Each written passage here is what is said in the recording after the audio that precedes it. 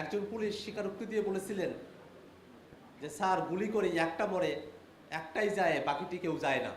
জুলাইকে নিয়ে আত্মোপলব্ধির অনেক জায়গায় পরিবর্তন এসেছে, সচেতনতা এসেছে, কিন্তু জুলাই নিয়ে সেই 2 বছর আগের জুলাইতেই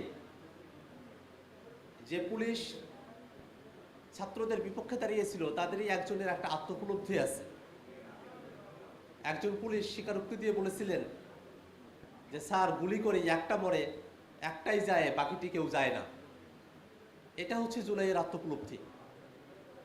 সেই জুলাইতে বাংলাদেশের আপামর ছাত্র জনতা তারা সকলে এসে অংশগ্রহণ করেছিলেন।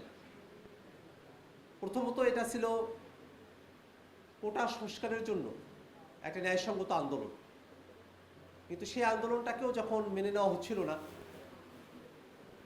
যারা কোটা সংস্কার চাইল তাদেরকে রাজাকারের বাচ্চা বলে যখন হলো, তখন কিন্তু শিক্ষার্থীরা এই যে দীর্ঘ সময় ধরে বাংলাদেশে একটা ফেসিবাদ চালু করে রাখা হয়েছিল, মুক্তিযুদ্ধকে ঢাল হিসেবে ব্যবহার করে, সেই জায়গায় বাংলাদেশের ছাত্ররা তারা কুঠারাঘাত করে।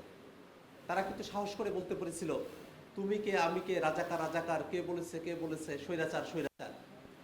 যখন এই বক্তব্য, এই স্লোগান যখন বিশ্ববিদ্যালয়ের শিক্ষার্থীদের মধ্য থেকে উঠে এসেছিল, তখন আমরা বুঝতে পেরেছিলাম যে শেখ হাসিনা এবং আওয়ামী লীগ মুক্তিযুদ্ধকে ঢাল হিসেবে ব্যবহার করে 16 বছরের যে ফেসিবাদ কায়েম করেছে, সেই ঢালটা ঠুনকো হয়ে গেছে, সেই ঢালটা আর টেকসই হবে না।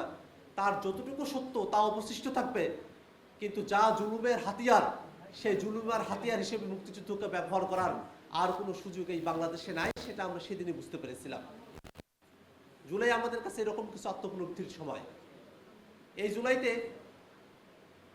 আমাদের পাবলিক বিশ্ববিদ্যালয়ের শিক্ষার্থীরা প্রথমত অংশগ্রহণ করে, কিন্তু তাদেরকে যখন হলগুলো থেকে বের করে দেওয়া হয়, বিশ্ববিদ্যালয়গুলো ভ্যাকেন্ট করে দেওয়া হয়, সেই সময়টাতে প্রাইভেট বিশ্ববিদ্যালয়ের শিক্ষার্থীরা তারা রাজপথে নেমে আসে। সাথে সাথে নেমে আসে মাদ্রাসার শিক্ষার্থীরা, যারা আসলে সরকারি চাকরির পরীক্ষাতেই তাদের অংশগ্রহণ করবার কোনো সুযোগ থাকে না।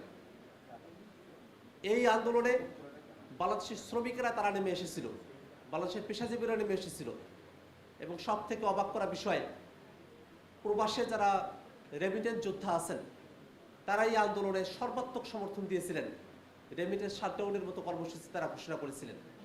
এই যে এত মানুষ, সমাজের কোনো অংশ যেখানে বাদ থাকে না, এমন একটা গণ আন্দোলন, গণ অভ্যুত্থান, একটা বিপ্লব যেটা বাংলাদেশে সংগঠিত হলো, সেই বিপ্লবের মধ্য দিয়ে আমাদের আত্মোপলব্ধি হলো এই বাংলাদেশ এমন একটা ভূখণ্ড, যে এই ভূখণ্ডে যদি কখনো জুলুম চেপে বসে, সেই জুলুম এখানে চিরস্থায়ী হওয়ার কোনো সুযোগ কোনো কালেই লাভ করতে পারবে না।